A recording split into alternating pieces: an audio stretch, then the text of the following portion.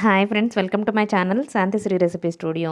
ఈ వీడియోలో మనం కంప్లీట్ డిఫరెంట్ ప్రాసెస్లో క్రిస్పీగా చాలా తక్కువ ఆయిల్తో ఆలూ ఫ్రైని ఎలా ప్రిపేర్ చేసుకోవచ్చో చూపించబోతున్నానండి. ఇది మనకి రసం, సాంబార్, పప్పులోకి సైడ్ డిష్ లాగా బాగుంటుంది. లేట్ చేయకుండా ప్రాసెస్లోకి వెళ్ళిపోదాం. ఇక్కడ మనం ఒక బౌల్ని తీసుకొని అందులో కూలింగ్ వాటర్ని పోసుకోవాలండి. కూలింగ్ వాటర్ని పోసుకొని నేను ఇక్కడ అరకిలో వరకు తీసుకున్నానండి బంగాళదుంపలు. పొట్టు తీసేసిన బంగాళదుంపలు ఇవి.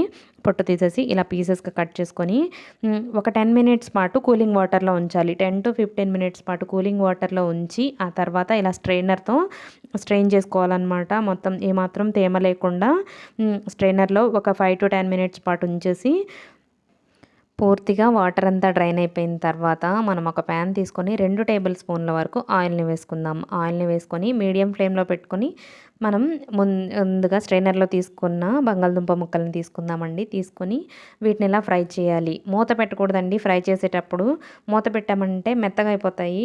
మూత ఓపెన్ చేసే క్రిస్పీగా ఉండాలి కాబట్టి మనం మూత ఓపెన్ చేసి ఫ్రై చేయాలి. ఇలా కలర్ చేంజ్ అయ్యేంత వరకు ఫ్రై చేయాలన్నమాట.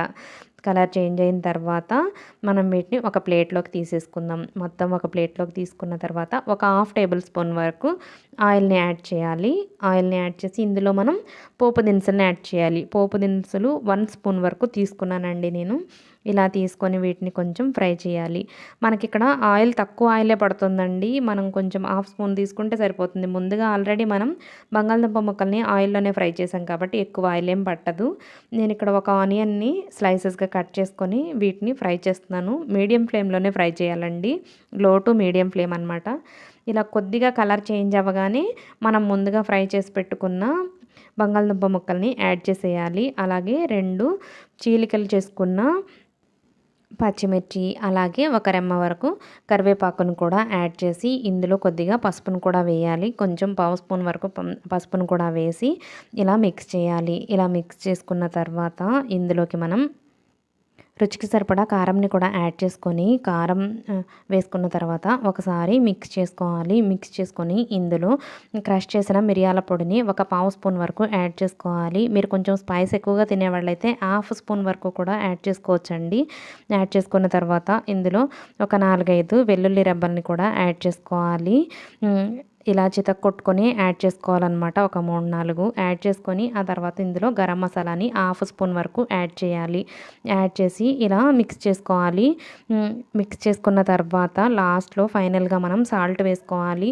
మనం లాస్ట్లో ఎందుకు యాడ్ చేస్తున్నామంటే ముందుగానే సాల్ట్ వేసినట్లయితే ముక్కలు కొద్దిగా మెత్తగా అవుతాయండి. అందుకని మనం క్రిస్పీగా కావాలనుకుంటున్నాం కాబట్టి నేను సాల్ట్ని ఇలా లాస్ట్లో యాడ్ చేస్తున్నాను. యాడ్ చేసి ఇలా మిక్స్ చేసుకోవాలి. బాగా సాల్ట్ ముక్కలకంతా పట్టేలాగా మిక్స్ చేసుకున్న తర్వాత ఇంకా సర్వింగ్ బౌల్లోకి తీసుకొని సర్వ్ చేసుకోవడమే. ఇది ఇలా ప్రిపేర్ చేసుకున్న ఆలూ ఫ్రై మనకి చాలా క్రిస్పీగా ఉంటుంది కాబట్టి చక్కగా రసంలోకైనా, సాంబార్లోకైనా, పప్పులోకైనా, ఏదైనా చట్నీలు ఉంటాయి కదండి, టొమాటో చట్నీ కానీ, గోంగూర పచ్చడి కానీ, అలా చట్నీల్లోకైనా కూడా చాలా బాగుంటుంది. ఇలా కంప్లీట్ డిఫరెంట్ స్టైల్లో ఆలూ ఫ్రైని మీరు కూడా ప్రిపేర్ చేసుకొని మీకు ఎలా వచ్చిందో నాకు కింద కామెంట్ సెక్షన్లో చెప్పండి. అలాగే ఈ వీడియో మీకు నచ్చినట్లయితే లైక్ చేయండి. మీ ఫ్రెండ్స్ అండ్ ఫ్యామిలీ మెంబర్స్కి షేర్ చేయండి. ఇలాంటి ఇంట్రెస్టింగ్ రెసిపీస్ కోసం మా ఛానల్ సబ్స్క్రైబ్ చేసుకోండి. Thanks for watching.